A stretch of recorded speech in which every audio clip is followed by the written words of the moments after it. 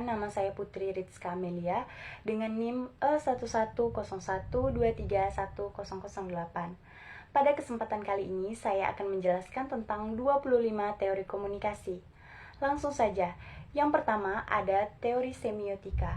Teori semiotika merupakan disiplin ilmu yang mengkaji tentang simbolisme dan komunikasi dalam konteks yang bervariasi, termasuk budaya, seni, bahasa, dan gestur. Teori semiotika membincangkan tentang bagaimana cara manusia untuk menghafal, memahami, dan menerapkan informasi yang diperoleh melalui simbol-simbol secara langsung ataupun tidak langsung. Teori semiotika ini dipopulerkan oleh Charles Sanders pada tahun 1938 sampai dengan 1914. Yang kedua, ada teori komunikasi intrapersonal. Teori komunikasi intrapersonal dapat dijelaskan sebagai suatu komunikasi antara individu yang melibatkan proses interaksi dan saling memberikan feedback secara bergantian. Individu-individu tersebut secara fisik melakukan proses interaksi dan saling memberikan feedback secara bergantian. Teori ini dikemukakan oleh William Scott pada tahun 1958. Yang ketiga, ada teori komunikasi dua tahap. Adalah teori yang menjelaskan proses penyebaran informasi dari media massa kepada halayak secara dua tahap. Dalam model ini, informasi bergerak dari media massa kepada pemuka pendapat dan kemudian dari pemuka pendapat kepada halayak luas. Teori komunikasi dua tahap dipopulerkan oleh Paul dan Robert pada tahun 1944. Yang keempat, teori informasi adalah teori yang mengatur bagaimana informasi diterima dan dipahami dengan cara yang berbeda-beda, tergantung pada situasi dan pengalaman individu. Yang kelima, ada teori komunikasi konflik. Teori ini mengatur bagaimana konflik terjadi dan berubah dalam proses komunikasi. Konflik dalam perspektif komunikasi disebut sebagai suatu kejadian yang tidak nyata, tetapi beberapa di pikiran seseorang, konflik komunikasi dapat dibedakan menjadi beberapa jenis, seperti konflik tujuan, peranan, nilai, dan kebijakan. Penyebab konflik dalam komunikasi antara lain teori hubungan masyarakat, negosiasi prinsip, kebutuhan manusia, identitas, dan transformasi konflik. Untuk menangani konflik dalam komunikasi, ada beberapa pendekatan, seperti manajemen potensi konflik sosial, manajemen konflik berbasis komunitas, dan pencegahan konflik. Yang keenam, ada teori visual. Adalah teori yang menganalisis proses komunikasi melalui bentuk visual, seperti gambar, warna, bentuk, dan teknik grafis. Teori ini menganggap bahwa komunikasi visual merupakan proses yang melibatkan interaksi antara individu dan objek visual yang menggunakan elemen visual seperti garis, bentuk, warna, dan teknik grafis. Yang ketujuh, teori keseimbangan adalah teori komunikasi yang mengatasi tentang hubungan antara individu dan kelompok dalam suatu situasi. Teori ini pertama kali diperkenalkan oleh Fritz Heider pada tahun 1958. Heider mengatakan bahwa ketika manusia menghadapi ketidakseimbangan, ada muncul rasa tegang dan tertekan untuk mengembalikannya kembali menjadi seimbang.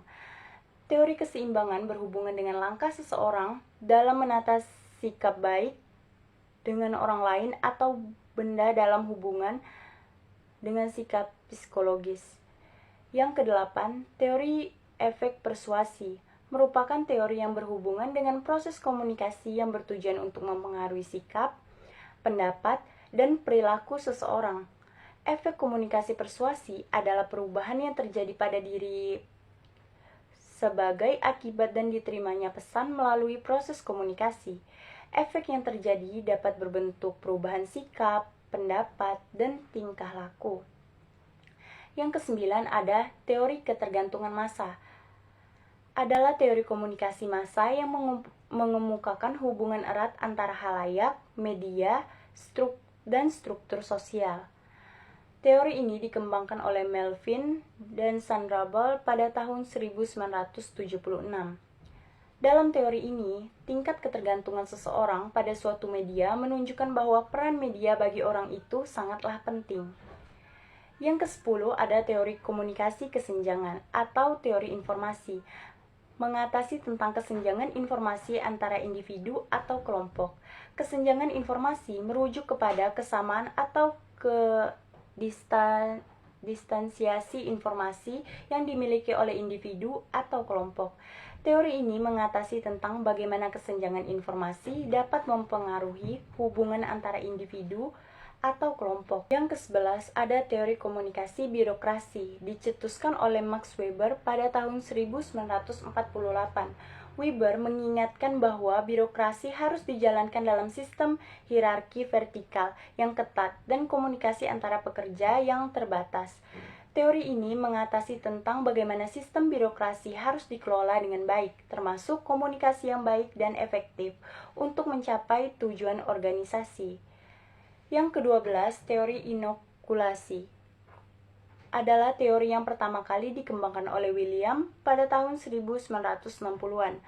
Teori inokulasi komunikasi merupakan teori yang berisi tentang fungsi komunikasi dalam membentuk dan memanipulasi opini publik. Teori inokulasi mengambil analogi dari suntikan vaksin untuk merangsang mekanisme daya tahan tubuh supaya dapat melawan penyakit tersebut. Yang ke-13 ada teori agenda setting, adalah teori komunikasi massa yang mengatasi tentang kemampuan media massa untuk menentukan agenda publik. Teori ini mengatasi tentang bagaimana media massa dapat mempengaruhi arti pentingnya sebuah topik kepada pandangan publik. Jika sebuah berita sering diulas, khalayak akan menganggap isu tersebut lebih penting daripada isu lain. Teori agenda setting pertama kali diperkenalkan pada tahun 1972 oleh Maxwell dan Donald. Yang ke-14 ada teori kultivasi, merupakan teori komunikasi massa yang mencoba menjelaskan keterkaitan antara media komunikasi seperti televisi dengan tindakan kekerasan. Teori ini pada dasarnya menyatakan bahwa para pecandu televisi membangun keyakinan yang berlebihan bahwa dunia itu menakutkan. Televisi merupakan salah satu media komunikasi massa yang dapat menjangkau massa dalam skala yang luas, dan informasi yang disajikan cenderung bernuansa kekerasan, lebih digambarkan pada kejadian sehari-hari. Hal ini menyebabkan segelintir orang mengatakan hal yang demikian tentang kehidupan di dunia ini. Teori ini dikembangkan oleh George Genber dan rekan-rekannya pada tahun 1969. Yang ke-15 ada teori komunikasi sosial kognitif. Adalah teori yang dikembangkan oleh Albert Bandura pada tahun 1960-an.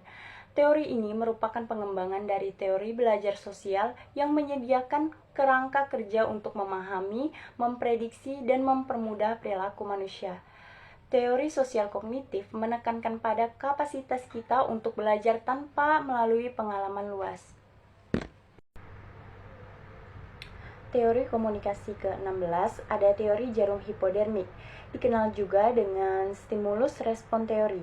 Disebut sebagai jarum hipodermik karena teori ini dikesankan seakan-akan para audiens bisa ditundukkan dengan pemberian informasi sesuai dengan apa yang dikehendaki oleh media. Sebagaimana diibaratkan obat yang disimpan dan disebar ke dalam seluruh tubuh melalui jarum suntik. Yang ke-17 ada teori imperialisme budaya. Teori ini menyatakan bahwa negara barat mendominasi media di seluruh dunia. Alasannya, media barat mempunyai efek yang kuat untuk mempengaruhi media di negara-negara lainnya, seperti negara-negara yang berkembang, yang cenderung sulit memproduksi media massa seperti negara barat, karena berbagai keterbatasannya. Yang ke-18 ada media teori persamaan. Media ini ingin menjawab persoalan mengapa orang-orang secara tidak sadar dan bahkan secara otomatis merespon apa yang dikomunikasikan media, seolah-olah media itu juga manusia. Teori ini memperlihatkan bahwa media juga bisa diajak berbicara. Media bisa menjadi lawan bicara individu seperti dalam komunikasi intrapersonal yang melibatkan dua orang dalam situasi face-to-face. Yang ke-19 ada teori spiral of silence yang diperkenalkan oleh Elizabeth Noel Newman ini menganggap bahwa suara minoritas sulit diterima oleh media, sehingga menyebabkan kelompok minoritas ini harus menyembunyikan pendapat maupun pandangannya ketika berada dalam kelompok mayoritas. Yang ke-20 ada teori determinisme teknologi. Ini dikemukakan oleh Marshall pada tahun 1962. Ide dasar teori ini adalah bahwa perubahan yang terjadi pada berbagai macam cara berkomunikasi akan membentuk pula keberadaan manusia itu sendiri. Teknologi membentuk individu, bagaimana cara berpikir, berperilaku dalam masyarakat. Sehingga teknologi tersebut pada akhirnya mengarahkan manusia untuk bergerak lebih maju. Yang ke-21 ada teori penggunaan dan kepuasan. Ini digagas oleh Herbert Blumer. Teori ini merupakan kebalikan dari teori jarum hipodermik. Dalam teori jarum hipodermik, media sangat aktif dan berpengaruh besar, sementara audiens berada di pihak yang pasif. Sementara dalam teori ini ditekankan bahwa audiens aktif untuk menentukan media mana yang harus dipilih dan memuaskan kebutuhannya. Yang ke-22 ada teori media kritis, berasal dari aliran ilmu-ilmu kritis. Teori ini melihat bahwa media tidak lepas kepentingan, terutama syarat kepentingan kaum pemilik modal, negara atau kelompok yang lebih kuat lainnya. Dalam artian ini, menjadi alat dominasi masyarakat.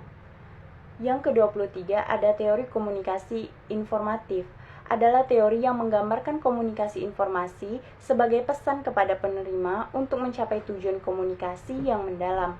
Ini adalah model komunikasi matematis atau teori informatif yang dikembangkan oleh Shannon dan Weaver pada tahun 1949.